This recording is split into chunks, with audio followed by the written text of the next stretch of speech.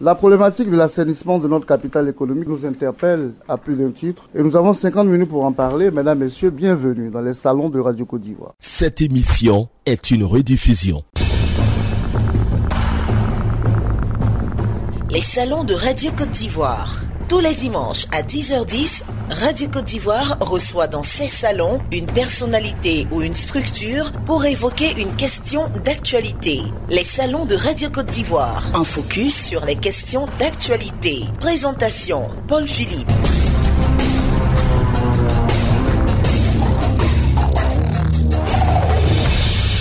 Bonjour mesdames et messieurs, le gouvernement n'a cesse d'appeler les populations à la vigilance, à la prudence préventive face aux dégâts et aux inondations que nous observons chaque année. Mais le décor reste le même avec de nombreuses victimes. Assainissement du Grand Abidjan, enjeux et perspectives, c'est le thème de notre plateau d'échange ce dimanche dans les salons de Radio Côte d'Ivoire avec comme invité Madame Anne-Désirée Ouloto, ministre de l'Assainissement et de la Salubrité. Bonjour Madame le ministre. Bonjour. Merci d'avoir accepté notre invitation. Vous serez interrogé par Adama Bakayoko et moi-même. Adama, bonjour. Bonjour Paul Philippe. Merci au Centre d'information et de communication gouvernementale avec son directeur général, M. Bakary Sanogo, ses collaborateurs, Immaculée Kwasi et Georges Ibrahim Tonkara pour la facilitation. Madame le ministre, je voulais vous proposer quelques centres d'intérêt si vous permettez. Nous allons faire l'état des lieux dans un début d'émission. Nous allons parler de la salubrité ensuite du partage d'expériences avec le cas de certains pays frères pour voir comment on peut mettre en application ces expériences ici chez nous en Côte d'Ivoire. Mais avant de commencer tout de même, je voudrais permettre à Adama Bakayoko de nous présenter davantage Madame le ministre, qui est notre invité. Après l'obtention du baccalauréat, Madame le ministre Anne-Désirée Ouloto a été à la faculté de droit, enseignante également à Notre-Dame de la Paix du Plateau. Retour en faculté d'où elle sort diplômée en management de gestion des entreprises, option négociation et gestion des litiges. Pour le parcours professionnel, elle a été assistante de direction du directeur juridique et plus tard du conseil d'administration de l'autorité nationale de régulation du secteur de l'électricité en arrêt de 2000 à 2005, chargée d'études au cabinet du ministre de l'Enseignement supérieur et de la Recherche scientifique de 2006 à 2007, chargée de la politique du genre en milieu universitaire, chef de cabinet du ministre de l'Enseignement supérieur et de la Recherche scientifique de 2007 à 2011, toutes choses qui lui ont valu, bien sûr, des fonctions gouvernementales. Elle a été ministre de la Salubrité urbaine de 2011 à 2012, ministre de la Solidarité et de la Famille, de la Femme et de l'Enfant de 2012 à 2016, ministre de la Salubrité urbaine et de l'Assainissement de janvier 2016 à janvier 2017, ministre de la Salubrité, de l'Environnement et du Développement durable et porte-parole adjoint du gouvernement de 2017 à juillet 2018. Elle a également été vice-présidente de la conférence des ministres africains de l'environnement, CEMAE, présidente du bureau de la conférence des parties à la convention en matière de protection et de mise en valeur du milieu marin et des zones côtières, COP12, présidente de la conférence des parties à la convention du Bamako, COP2, puis ministre, enfin, actuellement, de l'assainissement et de la salubrité depuis juillet 2018. Au plan politique, Anne-Désirée Ouloto a été secrétaire national chargé de la solidarité du RDR de 2006 à 2011, porte-parole principal du candidat du RDR Alassane Ouattara en 2010, député de tout le Pleu de 2011 à 2016 et depuis 2016, secrétaire général délégué du RDR chargé de la vulgarisation des actions du gouvernement et chargé des régions du Gaumont et du Cavali, membre fondateur du RHDP, Parti unifié, à l'Assemblée générale constitutive qui a eu lieu récemment en juillet 2018. Voilà, Paul Philippe, je vous laisse notre invité. Merci à vous, Adama Bakayoko. C'est bien vous, Madame le ministre? Ben oui, je crois que vous avez cherché, vous avez trouvé. D'accord, n'est-ce pas? J'étais déjà essoufflé à la place de Adama Bakayoko, tellement c'était long. Alors, Madame, tout de suite, on va vous permettre d'introduire cette rencontre d'échange. Merci, Paul Philippe. Merci, Adama Bakayoko. Je voudrais très sincèrement remercier la Radio Côte d'Ivoire pour cette belle opportunité que vous offrez au gouvernement de nous adresser aux Ivoiriens et de parler de choses qui les intéressent, l'assainissement. L'assainissement en Côte d'Ivoire, mais surtout les problématiques donc liées à l'assainissement dans le Grand Abidjan. Je voudrais également saisir cette tribune pour rendre hommage au président de la République, son Excellence M. Alassane Ouattara, et pour remercier le Premier ministre, mon chef, le chef du gouvernement, pour avoir porté leur choix sur ma modeste personne afin de me confier le ministère de l'assainissement et de la salubrité.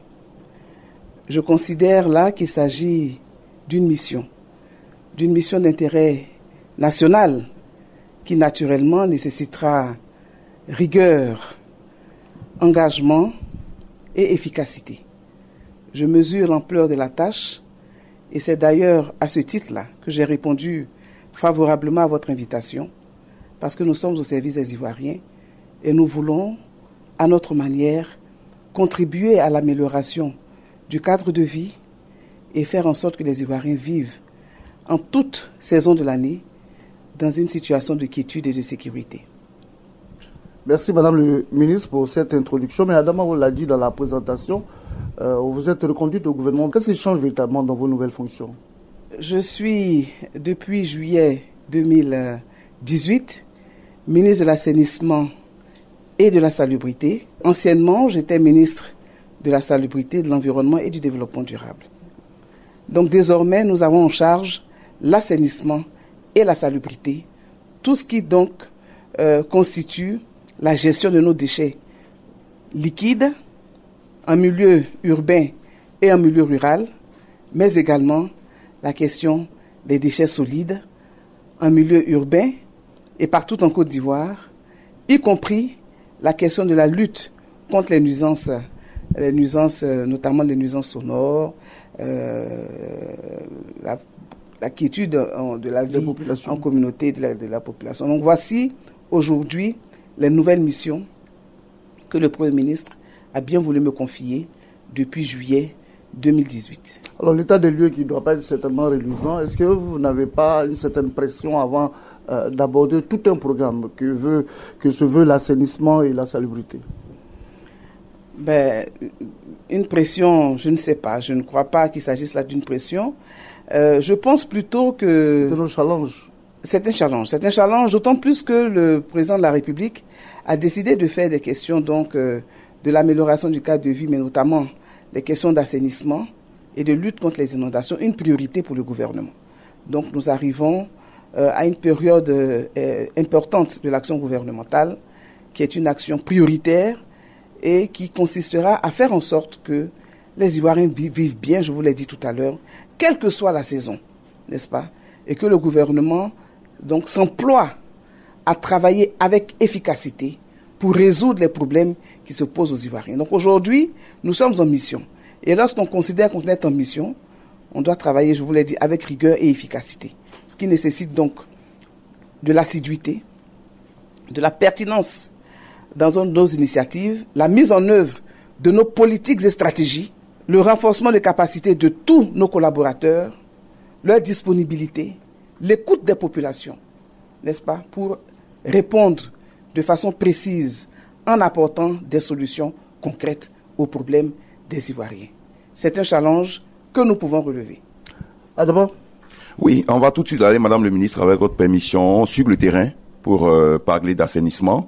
Et il y a un an de cela, au quartier Angré-Château, il y a eu inondation, plusieurs morts, des dégâts matériels. Et à cette occasion, nous avons interrogé les quelques victimes qui se plaignent d'un riverain qui a carrément construit une clôture sur le passage de l'eau. Là où il a construit, c'est le lit de l'eau. C'est un bassin. Donc il a fait une clôture et il a remblayé. Ça pêche l'eau des restes dans le bassin. Au fur et à mesure que l'eau monte, ça arrive chez nous. Quand il pleut un peu seulement, on ne peut plus dormir.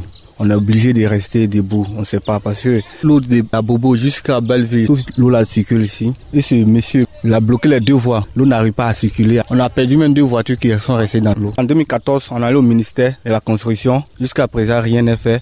Après encore, on est allé à la mairie de Cocody. On nous a dit bon, d'aller voir le ministère. Bon, jusqu'à là, bon, rien.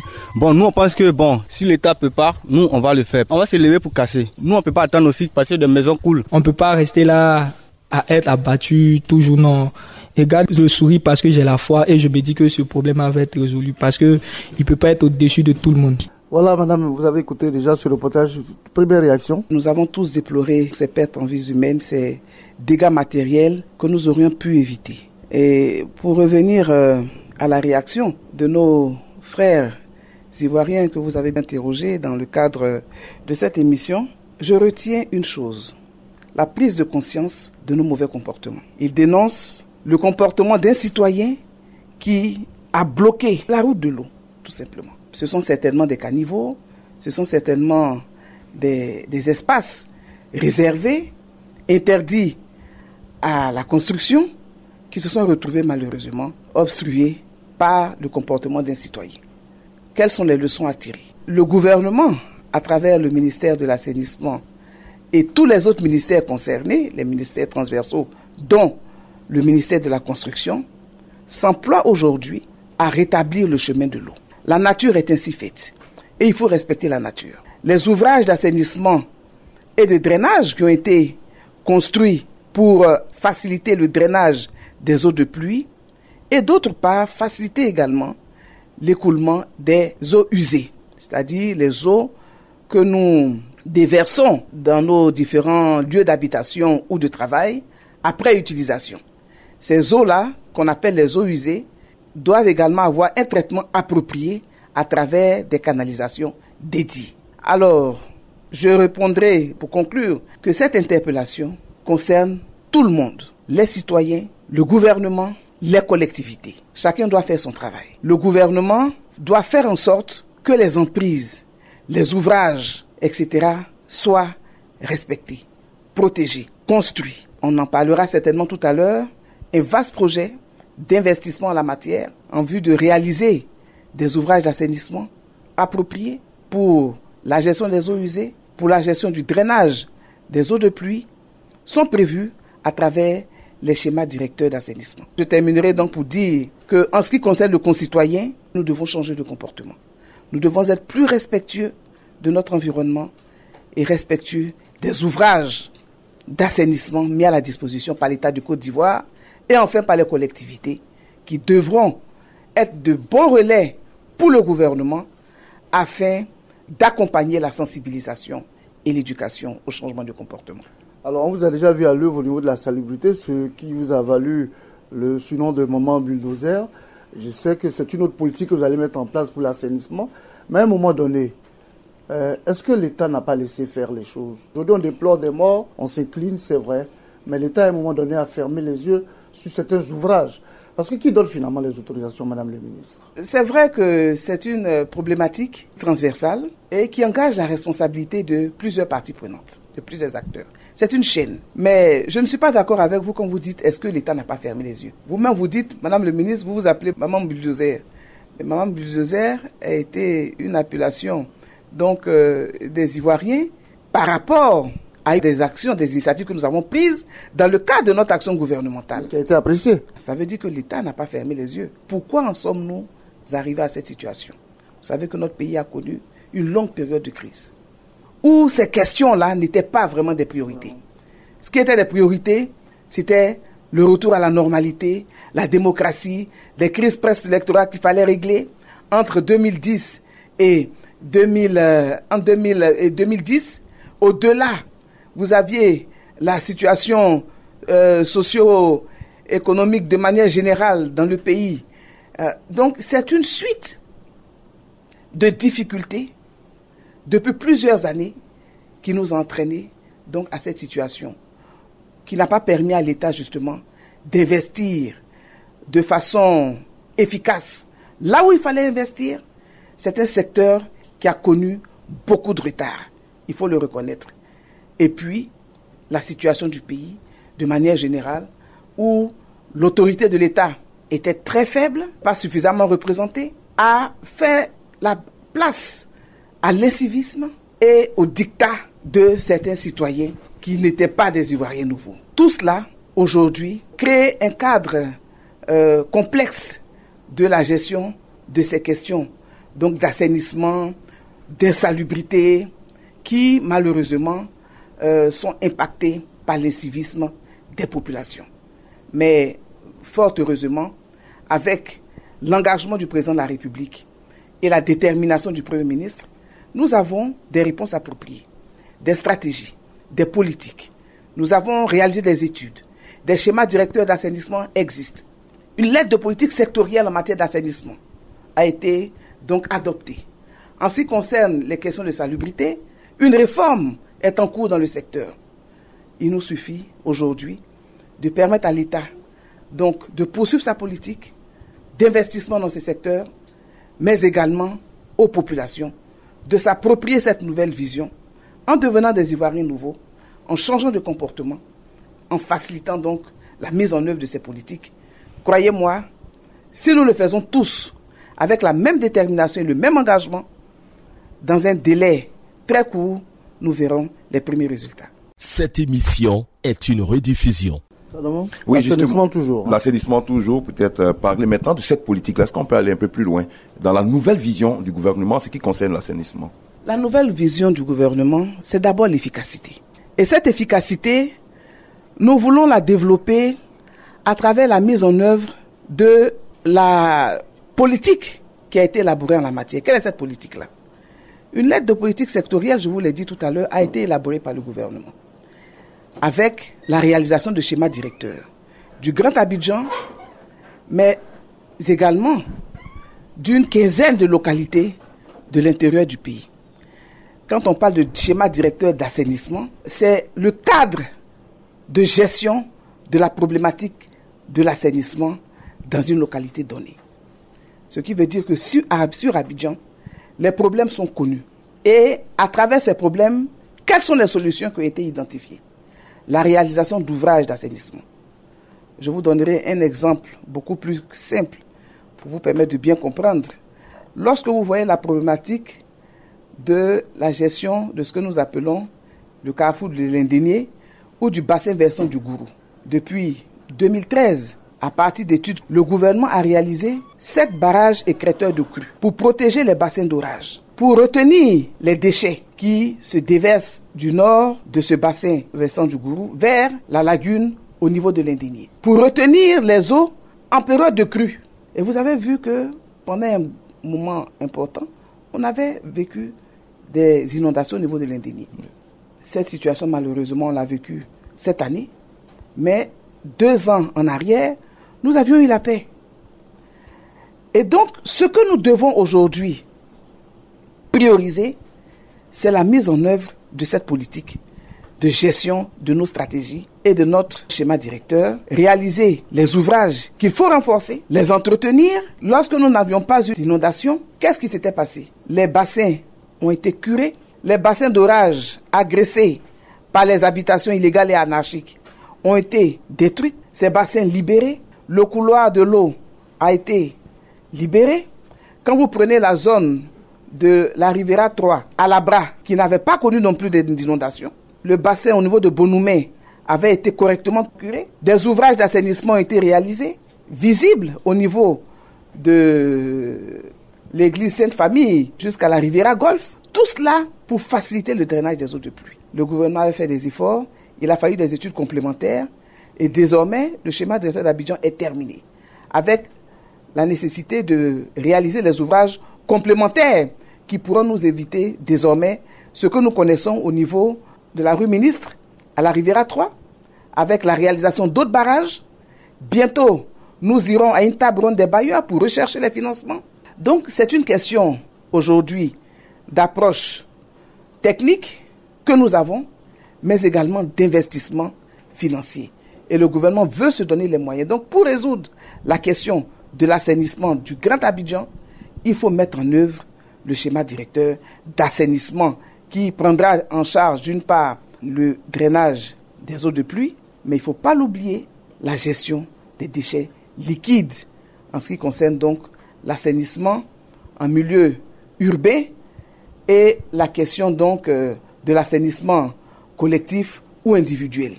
Nous avons également toute une série d'initiatives pour raccorder les ménages au collecteur de base. Le collecteur de base, c'est ce grand collecteur qui reçoit tous les déchets liquides des ménages. Et à ce niveau, il faut continuer donc ce travail qui a été arrêté depuis plusieurs années déjà, en collectant à nouveau les autres ménages non collectés à ce collecteur de base, afin d'éviter que les eaux usées ne se retrouvent dans les canalisations destinées aux eaux de pluie ou dans la rue, avec toutes ces mauvaises odeurs que vous voyez par endroits. Donc il y a aujourd'hui toutes ces initiatives qui sont pour le gouvernement prioritaires. L'État s'est donné les moyens a fait des études. Le schéma directeur est adopté depuis 2018, avril 2018 par le gouvernement. C'est une grande avancée. Il nous faut des ressources et le gouvernement a donné son autorisation pour la table ronde des bailleurs qui aura lieu avant la fin de l'année afin de réaliser tous ces ouvrages. Alors donc, à vous entendre, avec cette table ronde, avec les donateurs, juin 2019 à Abidjan sera quoi au plan assainissement? Juin 2019, pour le gouvernement, doit être une période paisible pour les Ivoiriens. Inondation zéro? On ne peut pas éviter les inondations parce que vous avez le facteur climat qui ne dépend pas de nous, qui ne dépend pas du président Ouattara, qui ne dépend pas du Premier ministre Amadou Gon. Voyez-vous, à la faveur de ces saisons des pluies, vous avez pu voir partout dans le monde, en Afrique, dans les pays dits riches, en Europe, aux États-Unis, en Asie, de grandes inondations. Donc nous devons aujourd'hui compter avec ce facteur climat. Mais ce qui est important, c'est de nous prémunir de la résilience, de travailler à cette résilience, et réduire les impacts de ces inondations sur les populations. Éviter d'avoir des morts pendant les inondations. Éviter de mettre les familles en difficulté avec le lot de dégâts matériels. C'est cette question que nous devons nous poser. Est-ce que nous pouvons éviter les pertes en devises humaines? J'ai dit oui. Est-ce que nous pouvons éviter les dégâts matériels? On peut réduire les dégâts matériels lorsque les voitures sont inondées, parce qu'on se déplace pendant la période des saisons des pluies, etc.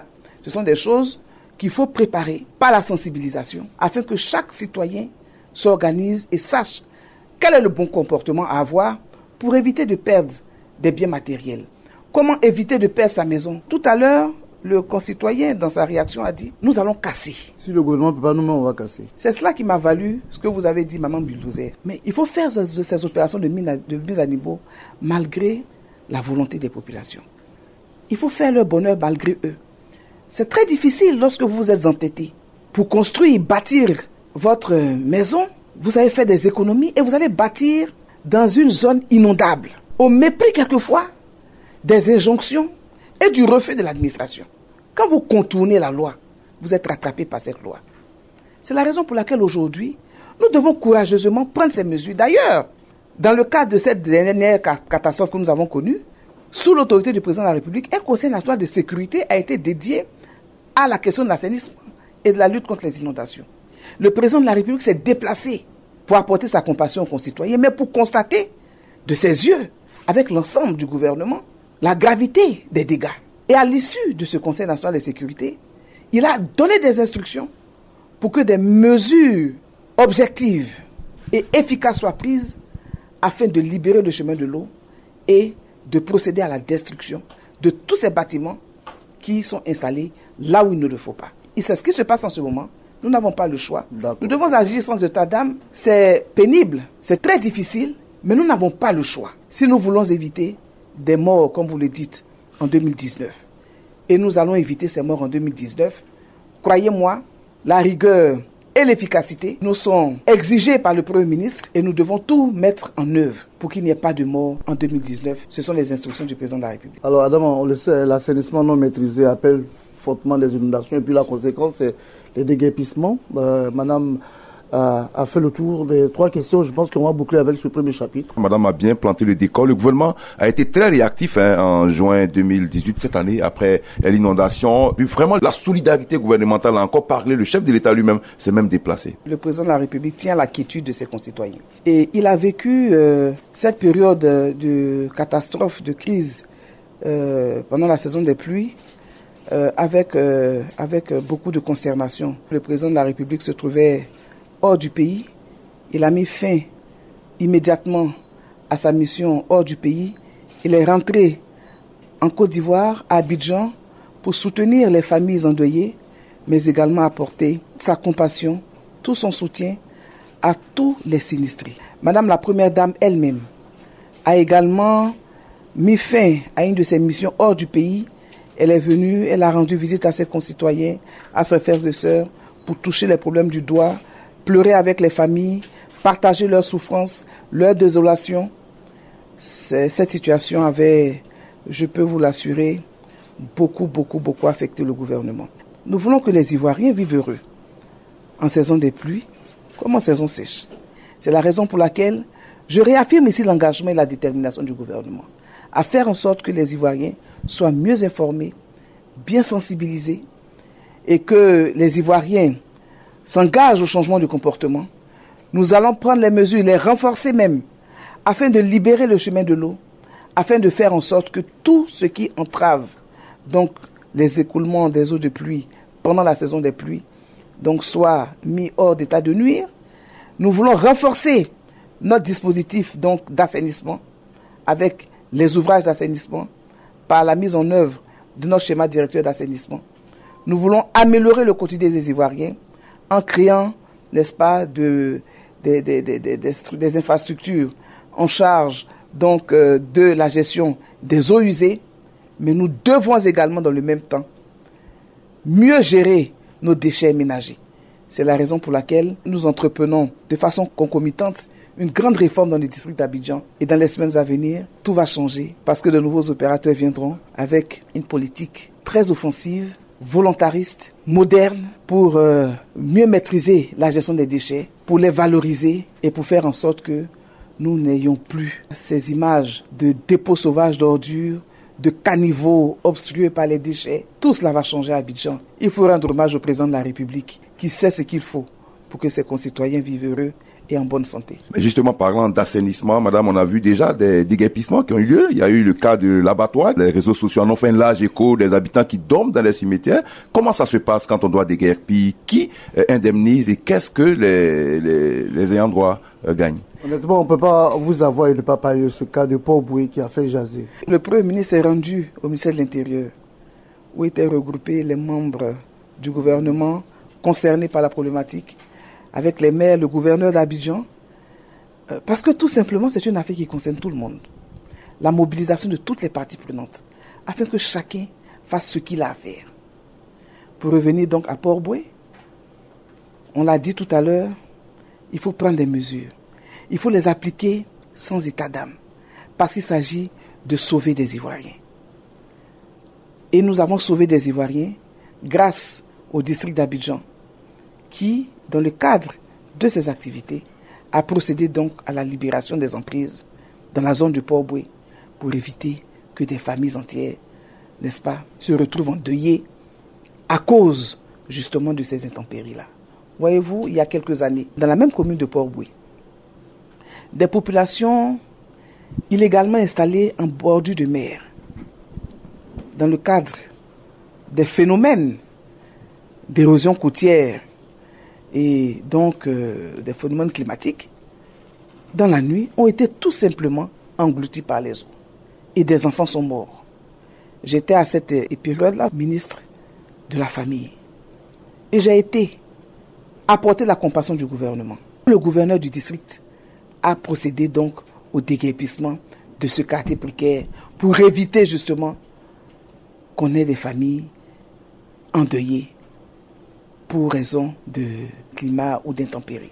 C'est une question de responsabilité. Et dans le même temps, ces familles sont installées sous des lignes de haute tension dans ces quartiers. Vous savez, les conséquences que cela peut avoir, électrocution, incendie. Comment voulez-vous que le gouvernement regarde cela sans rien dire, avec indifférence? Ce n'est pas possible. Il s'agit là d'une question de responsabilité. Le président de la République a été élu par les concitoyens et il s'est engagé à les protéger et à leur offrir un cadre de vie décent. Cela procède donc de cet engagement du président de la République. Faire en sorte que nous puissions éviter à nos concitoyens des situations catastrophiques et dramatiques.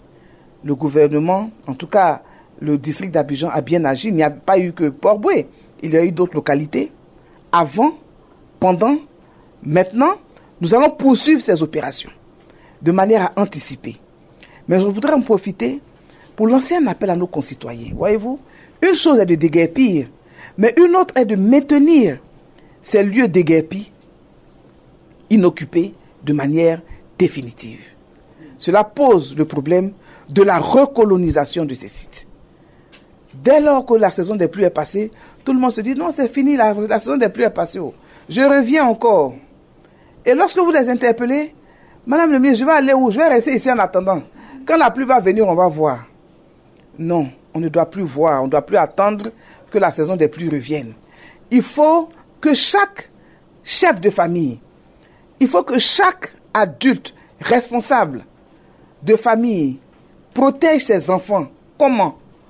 En choisissant des lieux dédiés, en évitant d'habiter dans des zones à risque, dans des zones inondables, en changeant tout simplement de comportement. D'accord. Avec le ministère de la Construction, nous allons renforcer le contrôle et la sanction. Parce qu'un chef de famille qui met sa famille en péril en décidant de vivre dans une zone à risque, on ne peut pas l'accepter.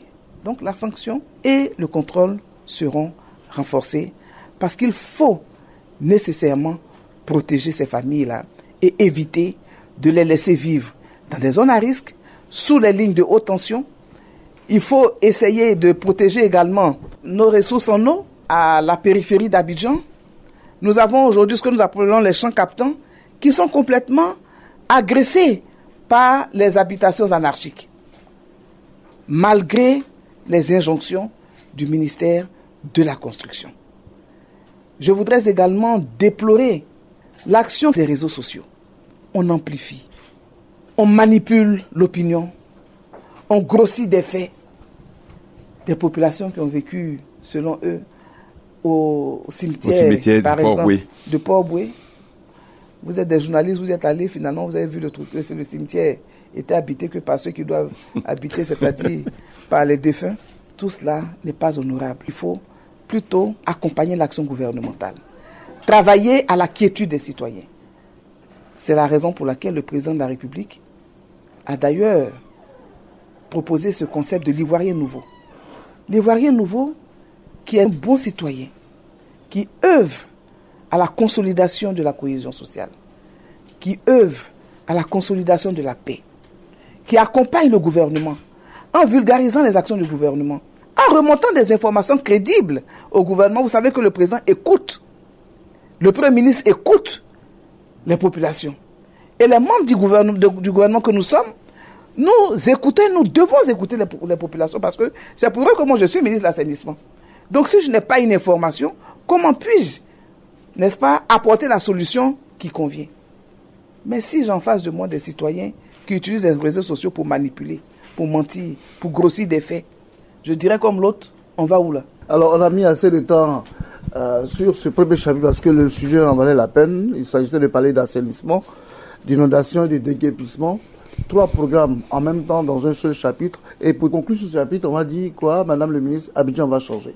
Oui, tout va changer. Il n'y a pas qu'Abidjan, mais toute la Côte d'Ivoire. On a eu des problèmes d'inondation à terre salée dans certaines localités du pays. C'est partout qui doit changer. D'accord. C'est pour ça qu'on a aussi des schémas directeurs d'assainissement dans ces localités. Yamsokro, Boaké, Korogo, San Pedro.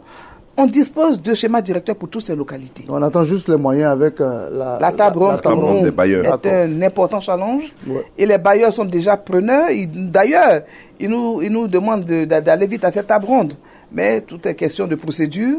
Et nous allons donc nous donner les moyens de faire une très belle table ronde, de mobiliser les ressources qui conviennent, afin que, à court, moyen et long terme, nous puissions mettre en œuvre notre lettre de politique sectorielle de l'assainissement. Et les choses vont changer, croyez-moi. Ça a changé dans le secteur de l'éducation, ça a changé dans le secteur de la santé, ça a changé dans le secteur des infrastructures, ça changera dans le secteur de l'assainissement et de la salubrité. Et la salubrité, justement, on va en parler maintenant parce que c'est dans vos nouvelles fonctions. La salubrité reste encore un point important. Absolument. C'est l'occasion pour vous de demander quel bilan faites-vous de cette opération Grand Ménage. J'ai lu quelque part qu'il s'agissait d'une opération de charme. Que répondez-vous à ce genre de propos? Je ne sais même pas s'il faut répondre à ce genre de propos. Je ne vois pas pourquoi je ferais une opération de charme sur une action qui va protéger les Ivoiriens de la maladie. C'est pour cela que je disais tout à l'heure, il faut qu'on soit de bons citoyens. D'accord. On veut aider le gouvernement, on doit accompagner le gouvernement pour améliorer les conditions de vie. Pourquoi une politique de salubrité?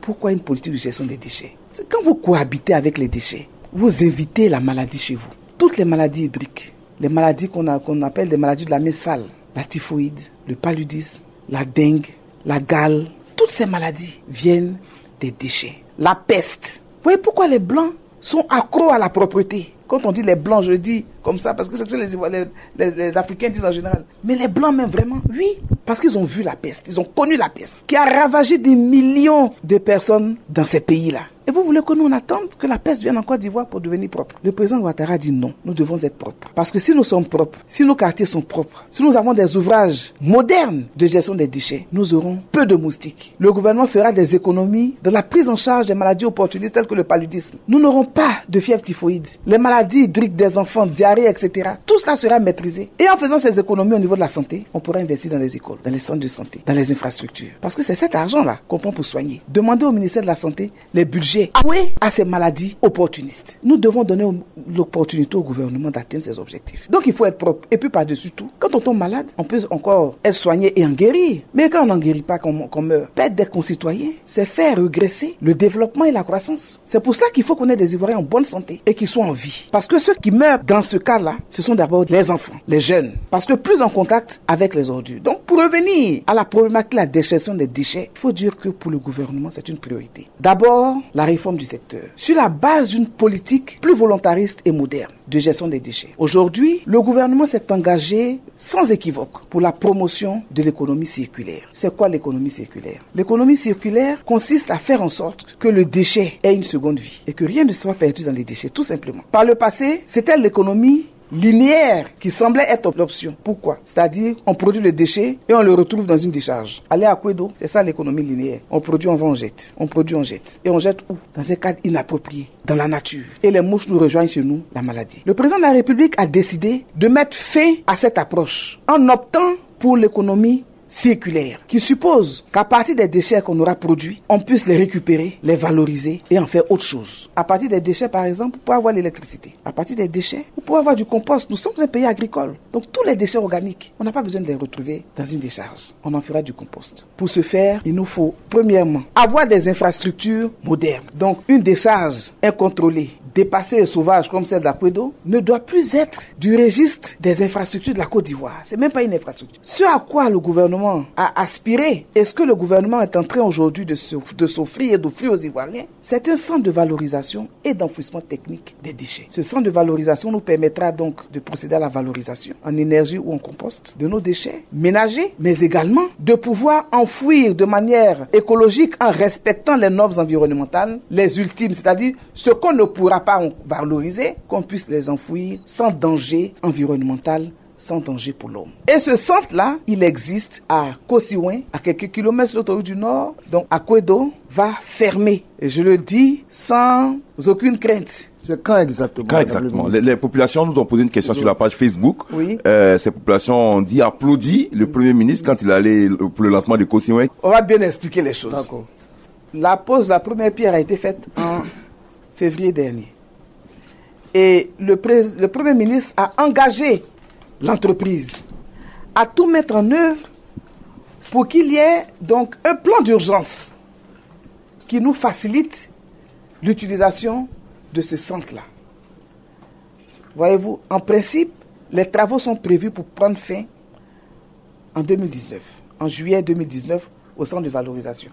Mais nous avons un plan d'urgence, c'est-à-dire nous nous sommes fixés des contraintes pour pouvoir fermer Akwedo dans des délais respectables. Pour le faire, il nous faut avoir un réceptacle pour accueillir ces déchets qui devraient aller à Akwedo, qui n'iront plus à Akwedo et qui iront donc à Kosiouin. Directement. Pour accueillir donc ces premiers déchets, il nous faut ce qu'on appelle un casier. Les casiers, ce sont des réceptacles d'enfouissement des déchets. Et dans ce qui est prévu dans ce projet, c'est la construction de 5 casiers qui permettront donc de gérer sur une période de 7 ans tous les déchets du district d'Abidjan. L'entreprise s'est engagée à mettre à la disposition du gouvernement 5 casiers. Le premier casier est disponible. Il est prêt à recevoir le déchet. Ce premier casier est susceptible de recevoir les déchets pendant une période de 20 mois. Le temps pour l'entreprise de finaliser les travaux des 4 autres casiers. Mais dans la stratégie de collecte et de transport des déchets, il y a des infrastructures intermédiaires qu'on appelle centres de groupage et centres de transfert. Ce sont des infrastructures qui seront réalisées à Gonzaga, à Port-Boué, à Djamé et à Nguédédou vers la Maka pour le centre de transfert. Pourquoi? Si vous prenez des déchets derrière Gonzague et que vous devez les envoyer à Kosiouin, imaginez le nombre de véhicules, de camions que vous devrez utiliser pour traverser tout Abidjan avec tous les risques de nuisance que cela peut comporter. Et puis naturellement, les coûts, l'impact sur le transport et les coûts de gestion de tout cela seront très importants et ça va coûter 3 fois plus à l'État de Côte d'Ivoire. D'où dans la stratégie la nécessité d'avoir des centres de groupage et de transfert. 5 seront construits sur Abidjan, 3 sont déjà disponibles, les 2 autres sont en fin donc de finalisation. Vous avez vu les contraintes environnementales et climatiques que nous avons connues avec la montée des eaux, la saison des pluies. Cela a entraîné donc un gros retard au niveau de ces centres intermédiaires. Et donc du coup, nous sommes obligés de constater avec regret le retard accusé par les entreprises en raison de la saison des pluies. Mais il ne faut pas s'affoler. Le gouvernement, en tout cas à travers le ministère, en liaison avec ces entreprises, a déjà engagé la phase transitoire qui durera les mois de septembre et d'octobre. Il faut le temps pour terminer les centres intermédiaires. Il faut également du temps pour que les entreprises qui arrivent avec 450 engins et matériel mobile qui vont complètement changer le paysage et améliorer notre système de collecte des déchets soient installés, les circuits soient vus, etc., etc. Donc, c'est tout un nouveau dispositif qu'il faudra mettre en place pour que les Ivoiriens, à compter donc de la fin de cette phase sans histoire, sachent où déposer leurs déchets, à quel moment déposer leurs déchets, comment déposer leurs déchets. C'est un changement radical de comportement pour les Ivoiriens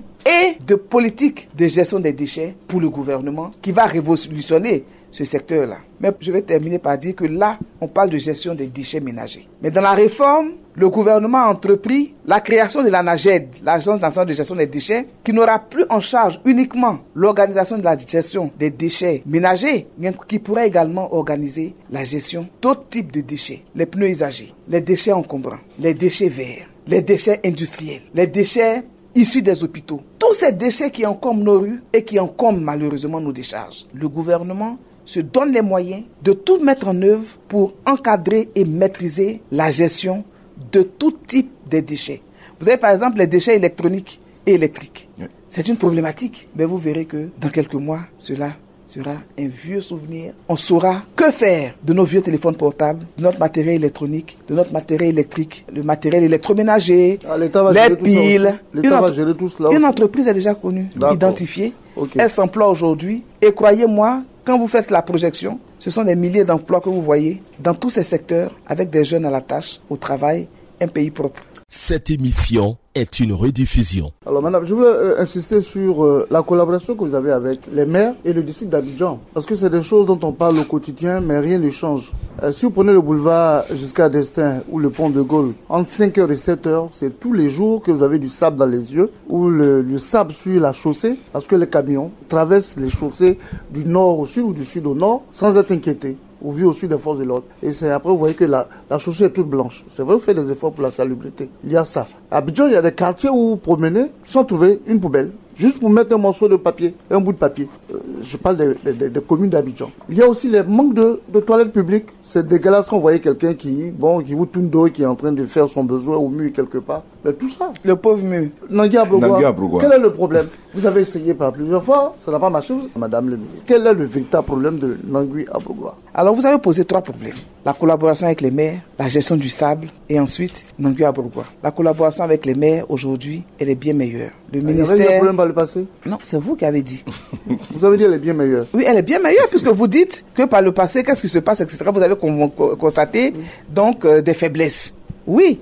Si on ne constate pas les faiblesses, on n'apporte pas de solution. D'accord. Il y avait des faiblesses, oui. C'est la raison pour laquelle la Nature a été dissoute pour créer la NAGED. Les maires avaient, en son temps, à la création de la Nature, nous avons découvert la Nature en 2011, quand nous avons été nommés ministres de la Salubrité. La Nature existait, c'est l'Agence nationale de salubrité. Et les maires n'avaient pas accepté la création de la Nature au motif que l'État les avait dessaisis de leurs prérogatives de gestion des déchets ménagers.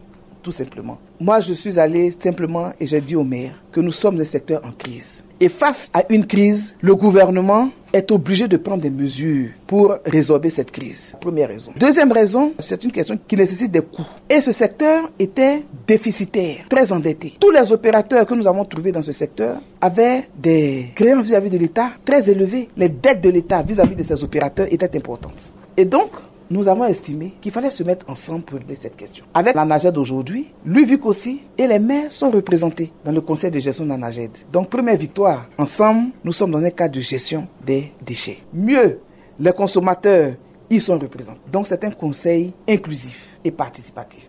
L'État donc a résolu le problème de la prise en charge de toutes les parties prenantes, y compris les ministères sectoriels concernés. Donc, désormais, ce sont toutes ces parties prenantes qui décideront de comment gérer les déchets. Nous pensons que cette approche nous permettra d'atteindre nos objectifs. En ce qui concerne la gestion du sable, les ministères concernés, le ministère de l'Industrie et des Mines, le ministère de la Construction, le ministère de l'Environnement ont pris des mesures pour interdire l'extraction du sable dans le district d'Abidjan. Il faut aller en dehors pour extraire du sable. Et là encore, première difficulté, incivisme, indiscipline. Et le transport de sable doit se faire également selon des normes. Ne pas transporter le sable mouillé, bien bâcher le camion. Là encore, vous le constatez avec moi, indiscipline, incivisme. Il s'agit tout simplement de faire respecter la réglementation et deuxièmement, de tous nous mobiliser pour que chacun fasse sa part. Vous avez parlé des collectivités, des maires, mais il faut parler aussi de la police qui, de plus en plus aujourd'hui, sanctionne tous ceux qui transportent ce sable et qui salissent nos rues. Donc, ce sont des initiatives qui seront accentuées, renforcées pour nous permettre donc d'avoir aujourd'hui un nouveau paysage. Au ministère du Transport également s'est engagé à faire en sorte que les transporteurs du sable donc soient mieux formés, soient mieux informés également, mieux sensibilisés, à faire en sorte également, vous savez que le ministère des Transports a mis en place une politique de renouvellement du parc auto. Ce parc auto prend en compte également tous ces camions qui sont totalement dépassés, hors d'usage. Donc, il faut accompagner, parce que et rappeler aussi que nous sortons de crise, de longues crises, les Ivoiriens ont été éprouvés financièrement. Tout cela a fait que l'État a été plus ou moins conciliant. Mais là, vous voyez bien qu'aujourd'hui les choses changent, la donne change, et je pense que ça ira de mieux en mieux. Par rapport aux forces de l'ordre, justement, il faut arriver à ce qu'elles s'auto-saisissent. Il ne faut pas attendre qu'on leur dise il faut arrêter ce camion ou il ne faut pas arrêter ce camion. C'est ça. Parce que le civisme, là, ça dépend pas seulement des populations.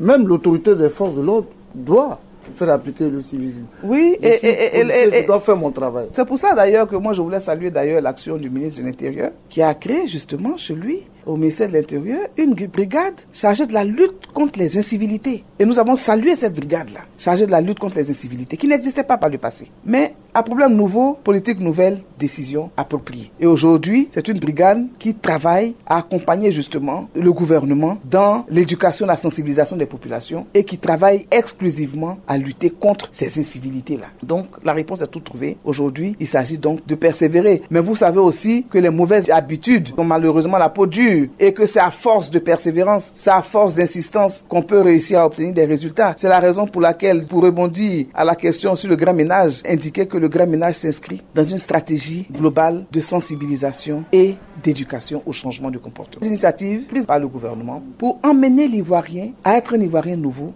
et apprendre à vivre autrement dans son cadre de vie. Savoir que la propreté, là, c'est l'affaire de tous. La propreté, ce n'est pas seulement Madame la ministre de la Salubrité, ce n'est pas seulement le maire, le président du conseil régional, ni le gouverneur. La propreté, ce n'est pas seulement Paul Philippe qui sensibilise à partir de son micro de Radio Côte d'Ivoire. La propreté, ce n'est pas seulement la femme qui est dans le marché, mais c'est tous les citoyens. Vous dites, je n'ai pas de poubelle. Quand je sors dans la rue, il y a des endroits où je ne vois aucune poubelle. J'ai été au Rwanda, je n'ai vu aucune poubelle dans la rue. Donc on peut ne pas avoir de poubelle dans la rue. Parce que les poubelles doivent être dans la maison, pas dans la rue. Et donc, lorsque j'utilise mon papier mouchoir parce que j'ai transpiré et que je ne trouve pas de poubelle, est-ce que je suis obligé de jeter ce papier dans la rue? Je suis le propriétaire de mon déchet. Et dans ces conditions, je prends l'option de garder mon papier en poche, dans mon sac à main, jusqu'à rencontrer une poubelle. Si je n'en trouve pas sur mon chemin, j'en trouverai une chez moi à la maison. Mais cette mesure d'accompagnement pourrait accélérer les choses. Oui, elle peut aider. Voilà, elle peut aider. Mais on n'aura pas une poubelle dans la rue pour un citoyen. Mais avec les nouveaux opérateurs, des efforts seront faits en la matière. Donc, je reviens encore. L'éducation, la sensibilisation de l'éducation au changement de comportement. C'est essentiel. C'est la raison pour laquelle, avec l'éducation nationale, au-delà du grand ménage, au-delà de la semaine nationale de la propreté, vous avez également une initiative prise avec l'éducation nationale pour les tout-petits, afin donc de les éduquer également à gérer leurs déchets et à vivre dans un cadre de vie propre et sain. Cette politique qui fait d'eux des ambassadeurs de la propreté. Mais tant qu'on n'aura pas une mobilisation globale, comme on l'a fait pour le grand ménage, avec une journée d'engagement national qui a été parrainée par Madame la Première Dame, les chefs religieux, les chefs traditionnels, les jeunes, les femmes qui se sont engagés.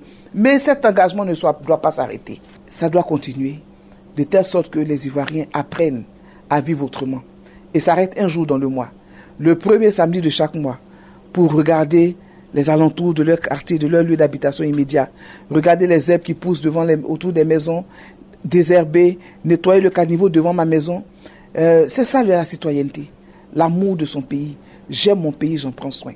C'est mon bien, j'en prends soin. C'est cela, l'idée du grand ménage. D'accord, Nangui Abrugwa. Alors, Nangui Abrugwa, d'abord, c'est une rue marchande. Tout est marché à Nangui Abrugwa. Le grand marché d'Adjamé, aujourd'hui, ne suffit plus. Vous avez les commerçants, les petits vendeurs, jusque sur la chaussée. Tout est marché. Alors, là où vous avez cette surpopulation-là, due au marché, vous avez également une surproduction de déchets. En principe, les entreprises de collecte des déchets font la collecte une fois par jour, dans la nuit. Mais sur Nangui Abrugwa, nous les avons obligés à faire la collecte 3 fois par jour. Ça ne suffit pas. Pourquoi? Parce que lorsque les commerçants sont sur la chaussée, aucun véhicule ne peut circuler. Ils refusent même que les camions aient accès au point de collecte. L'année dernière, nous avons décrété une journée Nangui Abrugwa sans circulation, sans marché. Et je voudrais profiter de cette tribune pour remercier les commerçants de Nangui Abrugwa qui ont accepté d'accompagner le ministère. C'était un lundi, sans activité commerciale. Et dès 5 heures du matin, l'opération de propreté de cette belle avenue de l'époque a été effectuée. Ça n'a même pas suffi. Il a fallu continuer le lendemain. Tout le monde a aimé parce que les camions ont eu accès. Grâce aux forces de défense et de sécurité, police nationale, gendarmerie, tout a été bloqué, fermé à la circulation. Nous avons nettoyé Nangui Abrugwa. Nous avons dégagé les voies. Le ministre Amédée était là, avec nous-mêmes. Donc c'est possible. C'est possible. Il faut trouver des solutions définitives. Premièrement, aux besoins exprimés par les populations au marché. C'est ce que ça veut dire. On veut un marché. Premier besoin. Deuxièmement, changer de comportement. Quand on vous donne des sites dédiés à des marchés, il faut accepter d'y aller. Il y a des commerçants qui disent non, moi c'est ici là, je gagne mieux. Je préfère rester là. Je refuse d'aller à tel marché. En son temps, le marché, le forum des marchés était, si vous voulez, les niveaux supérieurs, premier, deuxième niveau, étaient vides. Le maire a même décidé d'offrir gracieusement les places. Personne n'est allé s'inscrire. Donc c'est toute une éducation qu'il faudra faire pour que les populations changent de comportement. Troisième approche, il faut éviter les installations anarchiques et permettre aux opérateurs de faire leur travail. La sanction, on va sanctionner. Donc Nangui Abrugwa, c'est possible, Paul Philippe, mais ça ne va pas se faire avec gaieté. Abo Baoulé, c'est pas un quartier résidentiel, c'est un village. Leur expérience, la communauté s'est mobilisée à travers sa chefferie. Donc ces décideurs, pour bâtir un règlement, un mode de vie, une sorte de règlement intérieur qui a été imposé à tous. Embellissement des devantures de vos maisons, ravalement des façades extérieures de vos bâtiments. Ah bon, Baoulé, c'est une réalité. Les rues sont bien tracées, aucun caniveau n'est bouché. Un autre exemple, cette fois-ci, dans un quartier dit résidentiel, Génie 2000, des hauts cadres de l'administration qui y vivent, les caniveaux bien propres, embellissement devant chaque maison, les bâtiments propres, ravalés de façon périodique, comportement citoyen, ménage organisé par la communauté des habitants de ce quartier. Résultat, Génie 2000 a toujours été le quartier le plus propre d'Abidjan. Aujourd'hui, ils sont déclarés hors concours. Dernier exemple, cette fois-ci, dans un quartier populaire, 13 villes, avenue 11, où des Ivoiriens qui ont entendu la politique du gouvernement, qui ont entendu l'appel à la mobilisation et à l'engagement national, se sont mobilisés. Ils ont dit, mais nous, on peut améliorer notre cadre de vie. L'avenue 11 aujourd'hui. Ils se sont eux-mêmes cotisés, c'est-à-dire chaque ménage a produit un pot de peinture. Les jeunes ont balayé les quartiers, sensibilisé et ils ont repeint de manière gratuite tous les bâtiments de cette avenue. Ils ont choisi des couleurs. Donc leur avenue a une âme, a une couleur. Ils sont propres. Personne ne jette rien.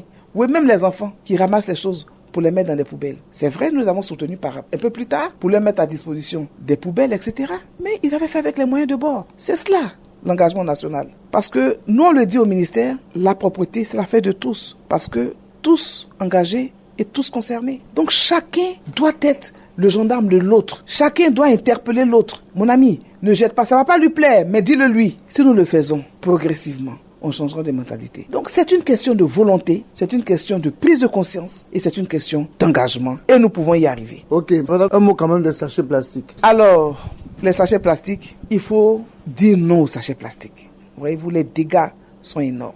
Il y a une étude d'ailleurs qui nous dit, j'ai été ministre de l'Environnement, que si on y prend garde, dans les 30 prochaines années, nos océans seront seulement habités par les sachets plastiques. Parce que les poissons qui mangent des sachets plastiques vont tous mourir. Deuxième exemple, nos ouvrages d'assainissement sont chaque jour envahis et abîmés par les sachets plastiques. Aucun gouvernement responsable ne peut accepter plus longtemps le désastre de ces sachets plastiques sur l'environnement et sur la santé humaine et animale. C'est la raison pour laquelle le gouvernement de Côte d'Ivoire a pris cette mesure, pour lutter contre ces sachets plastiques. C'est une mesure à saluer. Je vous ai dit que nous avons de grandes avancées dans toutes les grandes surfaces. À toutes les caisses, vous ne verrez pas un seul sachet plastique. Vous verrez que des sacs réutilisables. Allez dans nos boulangeries, dans nos pharmacies, vous verrez des sacs à usage multiple ou des sacs papier qui se dégradent, qui se détériorent, tout simplement. Ce sont des avancées. Les petits boutiquiers, notamment ceux qu'on appelle les Mauritaniens, ils n'utilisent plus les sachets plastiques. Ils ont fait beaucoup d'efforts. Mais là où on a le problème, c'est dans les marchés. La confection de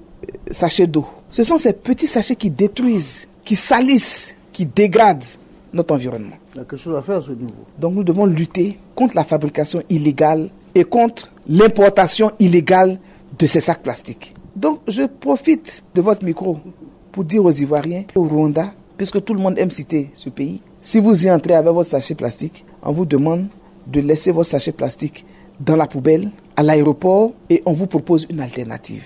Alors, il faut que les Ivoiriens comprennent qu'il est temps qu'on sanctionne. Et on sanctionnera. J'aime bien la sanction, mais je veux en même temps changer la donne de façon durable et définitive. C'est la raison pour laquelle je considère qu'on peut faire en sorte que l'Ivoirien lui-même comprenne et décide de son propre chef de changer de comportement. Et alors, on s'inscrira dans la durabilité. Après tout ce temps de sensibilisation, nous serons malheureusement obligés d'accentuer la sanction. J'en profite pour leur dire que nous devons ensemble revoir notre mode de gestion de ces sachets plastiques qui nous ruinent d'ailleurs. Et je l'ai dit pour terminer sur ce point à nos bonnes mamans. Quand vous allez au marché chaque jour et que vous achetez un sachet plastique à 100 francs, au bout de 30 jours, vous vous retrouvez avec 3 000 francs de dépenses. 3 000 francs par mois, au bout d'un an, imaginez ce que vous auriez pu investir pour votre famille, pour votre enfant. Au lieu de vous empoisonner avec ce sachet plastique, de détruire, de contribuer à la destruction des ouvrages d'assainissement, de notre environnement, de nos océans, en enrichissant quelqu'un qui détruit lui-même son pays et le monde. Nous devons faire le bon choix. Par le passé, on avait des corbeilles en oseille qui étaient très bien, que les mamans utilisaient, les grands-mères